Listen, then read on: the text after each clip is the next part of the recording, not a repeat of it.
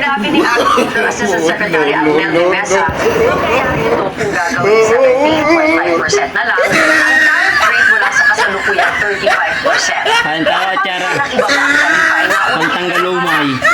Atsara. Tanggal umay. Nais po ng pamahalaan na mapababa ang inflation kahit kapatid ito ay 10 piso na mawawalang kita sa kaba ng bayan. Mama! Mama! Pantanggal umay. Maraming ganyan. Nauumay na sa akin, nauumay na rin ako sa kanya. Mama! Pero hindi pa Dala ko po maraming si Senate ganyan. Committee on Agriculture Chair Cynthia Villar. Pag Para kay nag-alis Villar, ka, dapat manatili sa 35% ang taripa dahil Pag din sa likod napupunta ng ito mga sa Rice company, Competitiveness nag-alis ka. Enhancement Fund Siyempre, na diba, yun eh. pakikinabangan naman ng mga Pag-ibig. magsasaka. Sa halip, isinusulong niya ang government-to-government importation upang walang ipapato na taripa.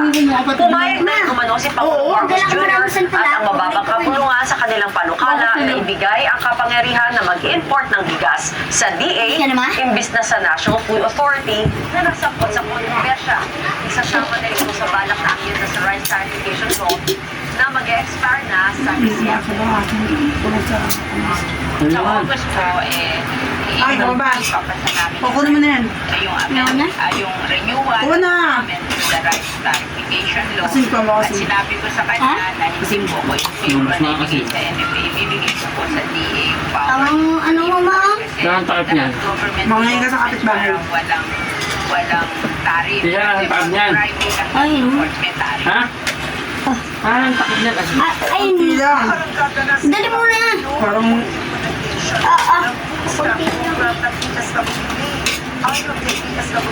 Ya, kaya mo pa magbalat? Nasa 300,000 households ang nasa listahan ng naturang Hindi talaga. na makatatanggap ng monthly food credits na nasa 3,000 piso na maaaring gamitin pambili ng pagkain. maasim pa sa mukha mo. Alin ka? Local retailers. Kulang sa- ang mga benepisyaryo sa 10 Wala talaga. Maasim, mahal yung sa tamis. Kulang sa tamis. bansa. Layo Masarap mag-atsara sa kita ko. ang mga kababayan mahirap na nakararanas ng food insecurity o matinding gutom. Kamakailan lang ay natapos na ng DSWD ang kanilang 6 na buwan pilot program sa Tondo, Maynila at inaasahan matatapos na rin ang sa iba pang lugar pagdating ng Hunyo. Pagsapit naman ng 2027, target ng DSWD Babalat na santol. sa 1 milyong Pilipino ang matutulungan sa food stamp program. Kidlat. Plano bumisita sa Sino? bansa ang American singer-songwriter na si Gracie Si Kidlat, nagbabalat na santol. sa likod ng Ugat Song Laksahin kita dyan ako. ng tatlong rising OPM artists. Nagbabato, Ana Cerezo.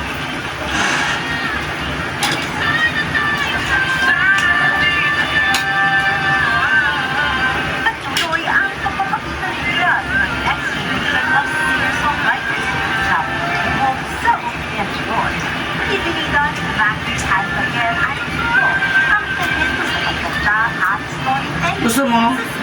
Manguha ka. Sa lyrics at ito, pati sa music video tungkol sa social movements sa isang relasyon ay team effort na tatlo. Yung ganong feeling yung parang gusto mo nang gawin yung isang bagay pero hindi na pwede.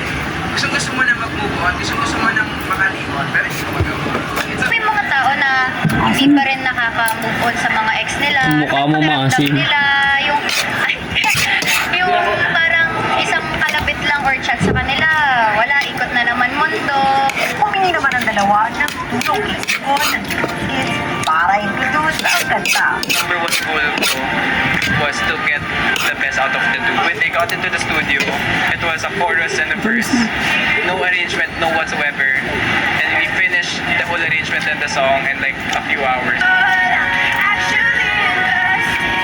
Inaabangan na ang album ng American singer-songwriter na si Gracie Ita na siguradong relatable din sa mga nagmahal at nasaktan. The album kind of came from seeds of truth in our lives. We kind of leaned into the, I guess, the drama and the humor behind falling for someone. Good news, inuasal si Brisita para sa singer na bumisita sa bansa. Ilalabas ang The Secret of Us ni Gracie Abrams sa June 21. Ana Cerezo, ABS-CBN News.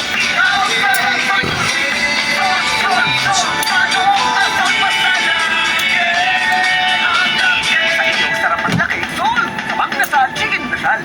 Superboy is here! Tapos din kumain. Yung pala mo na. Don't worry, Ma. may superhero ang washing machine natin. Breeze, more cleaning power. Mas Ikaw ang babae. Ako sisipan. Ako lalaki. Diba?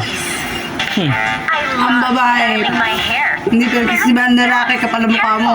Ang lalaki pagsisibihan. Kapal ang mukha mo. Vitamins Ikaw makapal ang mukha. make hair strong. Iwas bigtas. Naman ang style.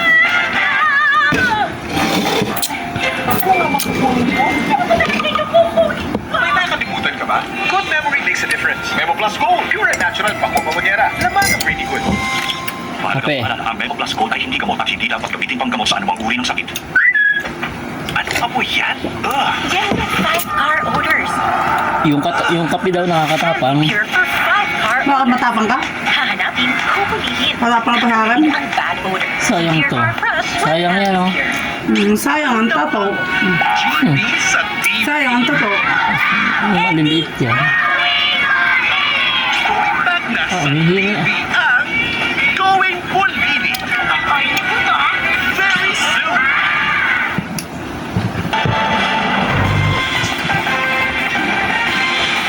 Sa pagtatapos ng state visit ni Pangulong Ferdinand Marcos Jr. sa Brunei, Sayang daw ang nagkasundo tato. ang Pilipinas at Brunei kung paano re-resolbahin sakaling magkaroon ng Sayang. sigalot sa pagitan ng dalawang Nagalit mong bansa. balbas to. Tumugon din ang Pangulo sa mga tanong tungkol sa palitan ng Na, bukas na lang liderato ulit. sa Senado. At live